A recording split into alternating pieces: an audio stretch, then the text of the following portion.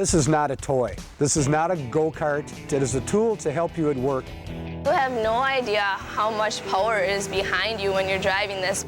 The number one priority is to be aware of your surroundings. Two common misconceptions are that it's very easy or it's very difficult. They're powerful, they can pick up a lot of things, making it a lot easier, a lot more efficient to move objects. A forklift is not like an automobile. It's not like anything you've driven before.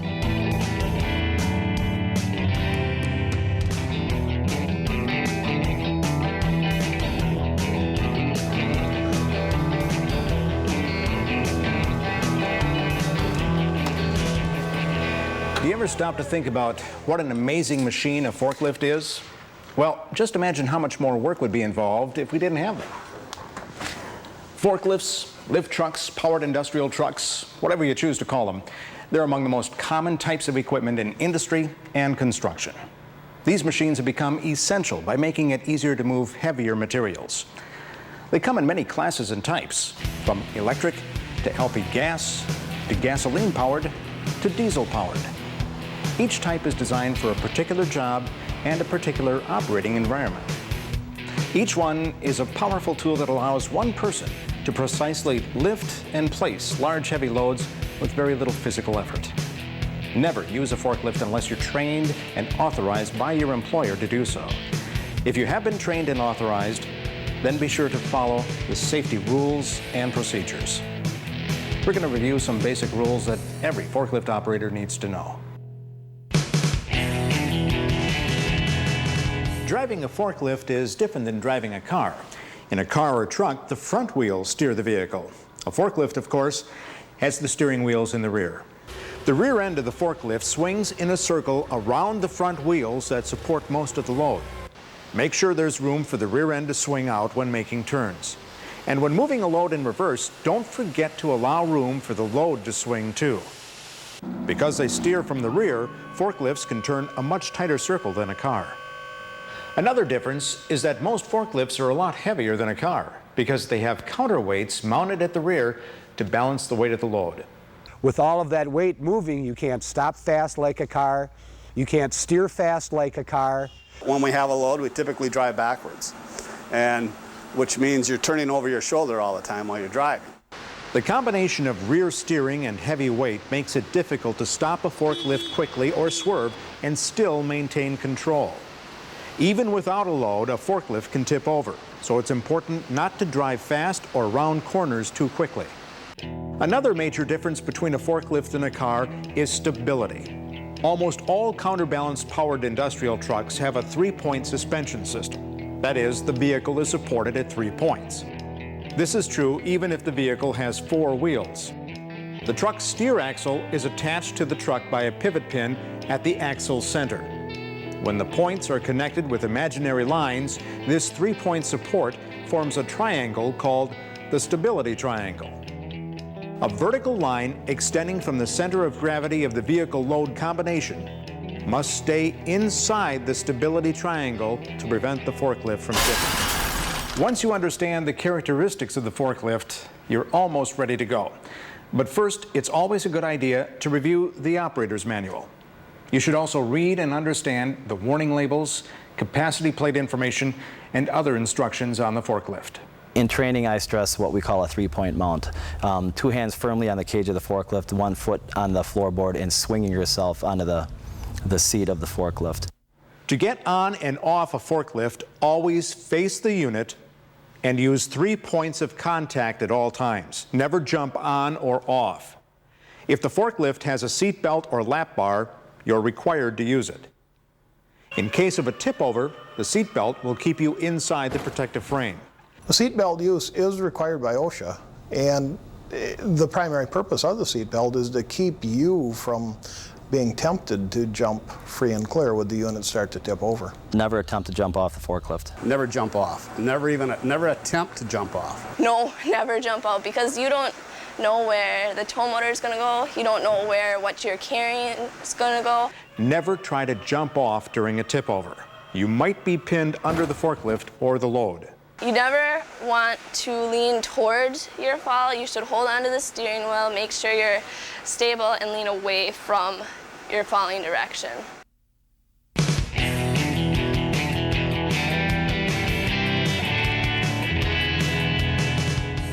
The forklift must be checked for defects each day. Even if you operate safely by following all the rules, a defect can lead to a serious incident.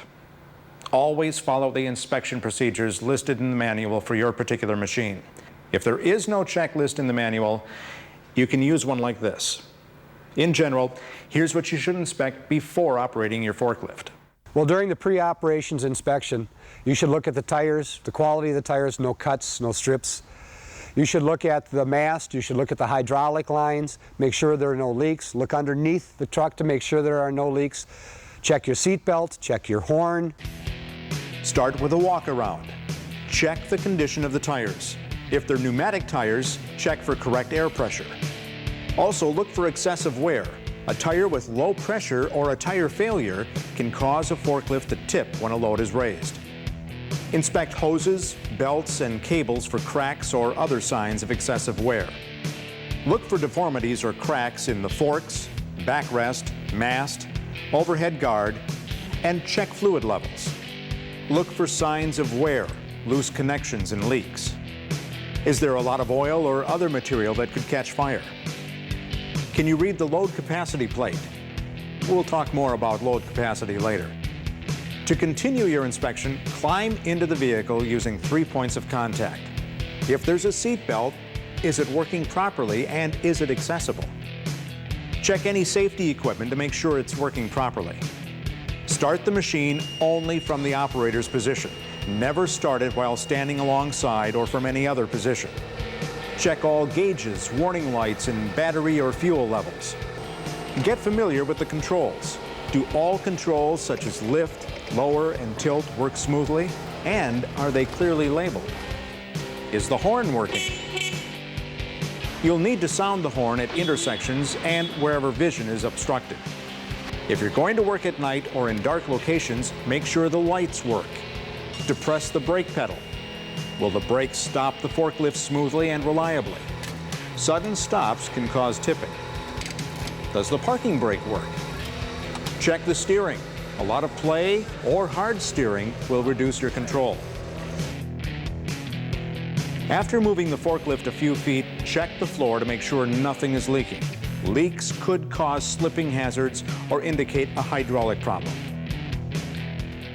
Do sparks or flames come out of the exhaust system? Listen for any unusual sounds or noises. If you find anything wrong during your inspection, don't operate the forklift until it's been repaired. OSHA does not require documentation of a daily inspection. Still, it's a good idea to have a checklist to make sure you don't miss any inspection steps. Also, inspection checklists are often saved as part of the maintenance record.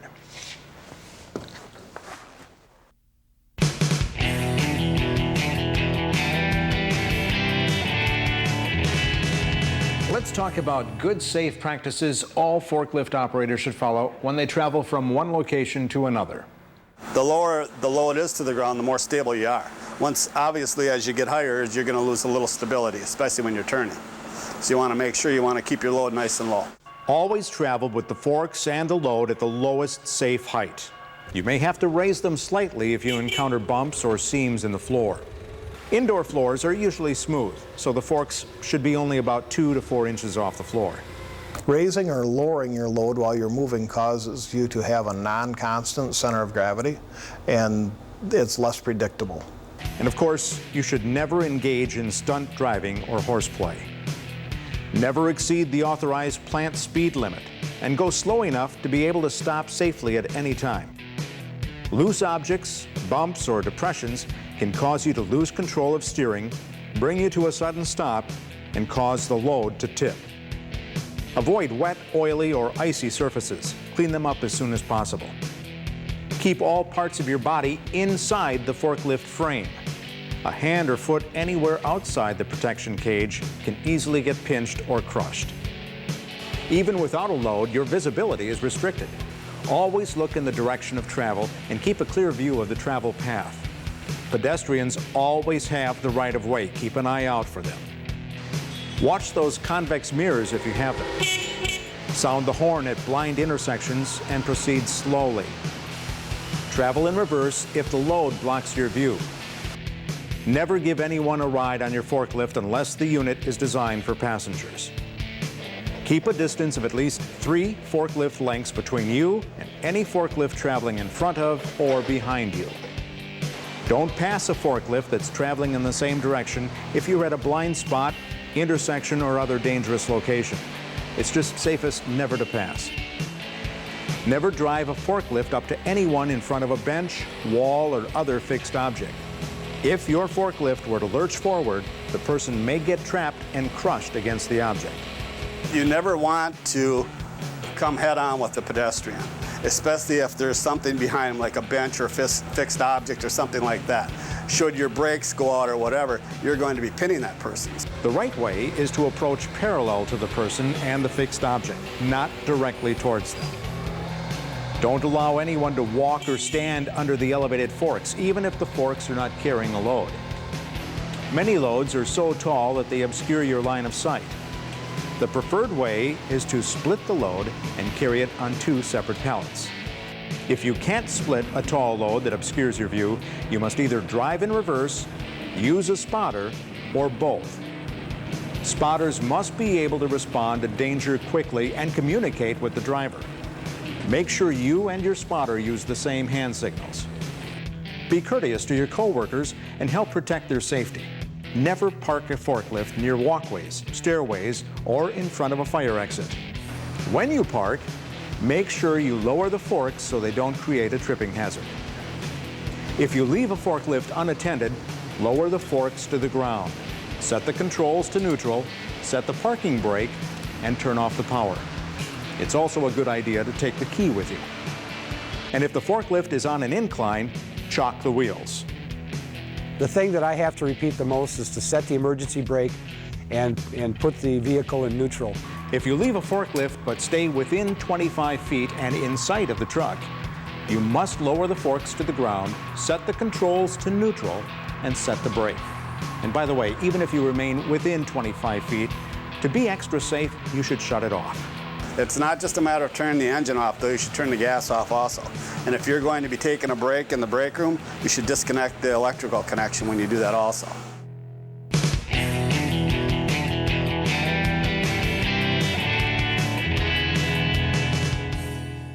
Before you pick up a load, make sure the load does not exceed the capacity of the forklift. The capacity plate tells you the maximum load that's safe to lift, the maximum height for lifting, and how far the load center is in front of the forks. Make sure you know exactly what you'll be lifting. There's a big difference between a light load and a heavy off-center load. It's a good idea to have the load securely attached to the pallet, either by banding or stretch wrapping. If you're handling a load that has an unusual shape, be aware of any special stacking requirements before you pick it up. Be aware of how much your tow motor can lift and knowing how much it is that you're lifting. It's very important for them to know how much they're lifting, how high they're lifting, and what the center of gravity is on everything that they do pick up. If you're going to raise the load, check for overhead obstructions such as lights, pipes, or sprinkler systems. The forks should be centered under the load to evenly distribute the weight. Next, drop the forks to the floor and slowly position them under the load, driving forward until the load is resting against the backrest. Don't raise or lower the forks unless the lift truck is stopped.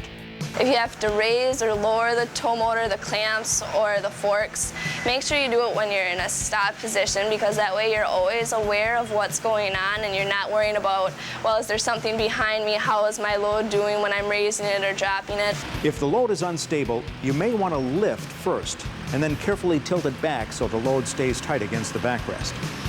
If it's a stable load and secure on the pallet, tilt first and then lift. If you're lifting the load from a rack, back out slowly until you clear the rack and other obstacles. Then lower the load to the safe traveling height, about 2 to 4 inches off the floor. Never travel with the load raised. Check the destination before you place the load. Is it flat and stable, or will the load tilt or lean? Never place heavy loads on top of light loads. If you're placing loads into a rack or storage loft, be sure the load will be safely supported. If rack legs or support members are bent or disconnected, wait until the damaged component has been replaced before loading. Also, make sure the decking in the rack is in good condition. If you're stacking, the bottom pallets must be in good condition and capable of supporting the additional load. To place the load, stop in front of the destination. Slowly raise the load to the required height. Whenever the load is raised, you must stay on the forklift and at the controls. Position the load, slowly drive forward. Lower the load and place it square and straight. Once it settles, look for pedestrians or obstacles in your path, and then back up slowly. Don't turn the forklift or change the fork height until you're certain that the forks are clear of the pallet.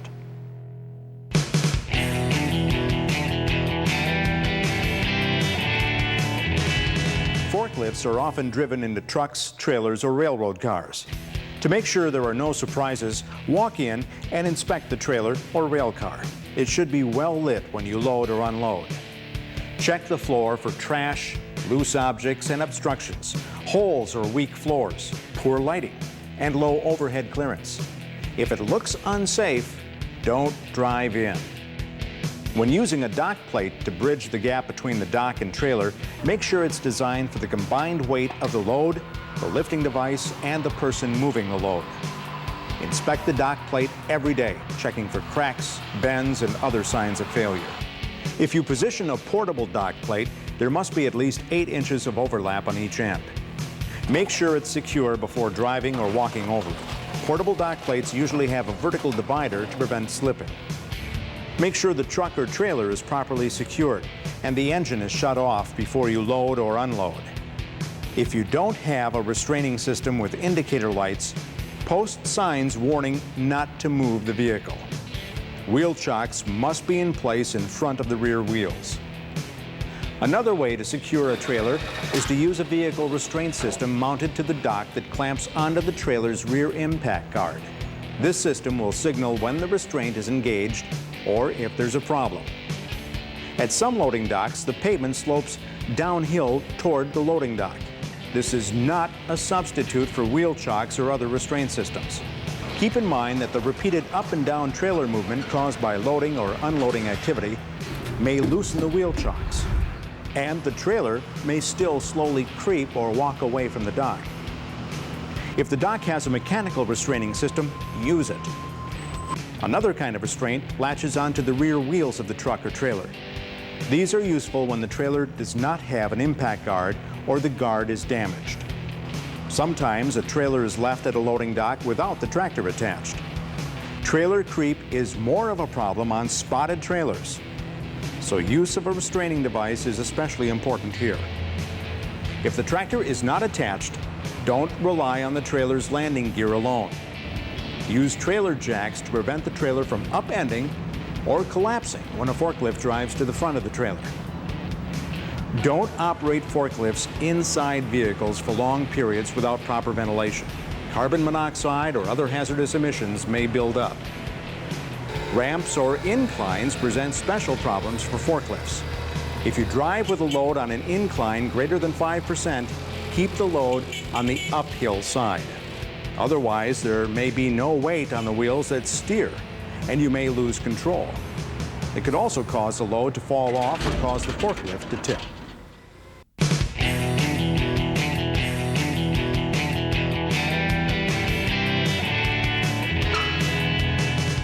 During your shift, you may have to refuel, recharge, or change a battery. This should be done only in a designated area and only by individuals who have been trained in proper safe procedures. No one should ever smoke in this area. Before you refuel or recharge an electric, gasoline, or diesel-powered forklift, first, turn off the forklift. Second, put on the proper personal protective equipment. This may include eye protection, gloves, and an apron. Third, note where the eye wash station is, and the shower or other emergency equipment such as spill cleanup supplies. If you're changing the battery on an electric forklift, position the forklift in the changing area and set the brake. Make sure the battery is securely attached to the hoist before lifting it. Stand clear as the battery is moved in and out of position. When you charge a battery, make sure the ventilation system is working properly. If the battery is being charged on the forklift, uncover the battery compartment to prevent heat or hydrogen gas buildup. The battery charger must be turned off before connecting it to the battery. Make sure metal objects don't contact the battery terminals. If you're diluting concentrated sulfuric acid with water, always add acid to the water, not water to the acid. Otherwise, it could cause a violent reaction or explosion. However, if you need to add water to top off a battery, you can do so safely when the proper precautions are taken, because the acid in a forklift battery is already diluted. When adding fluid to the battery, wear safety goggles. A face shield can also be worn to protect against electrolyte splash or spray. If your forklift is powered by liquid petroleum gas or LPG, you refuel by changing cylinders. Wear protective gloves because contact with liquid propane can cause freeze burn. Before you begin, close the fuel line valve on the cylinder. But in this case, keep the engine running until it stops. This will empty the connection hose. Shut off the ignition. Disconnect the hose and the holding straps and remove the empty cylinder. Never use metal tools to change a cylinder. One small spark could cause a fire or explosion. Replace the empty cylinder with a full one in the proper position.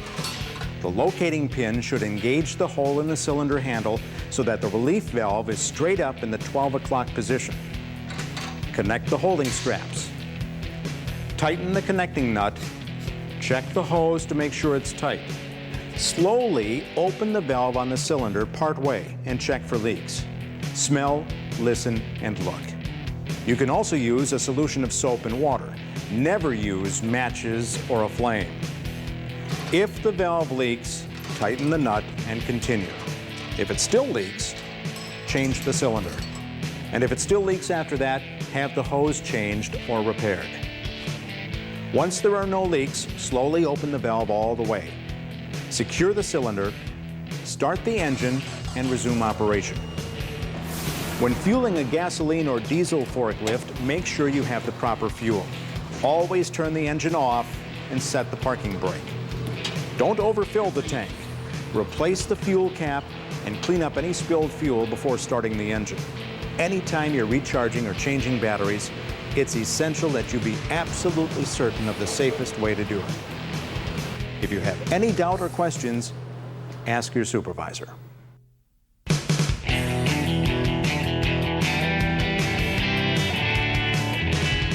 If you're using a forklift outdoors or at a construction site, you're going to encounter rough, uneven terrain.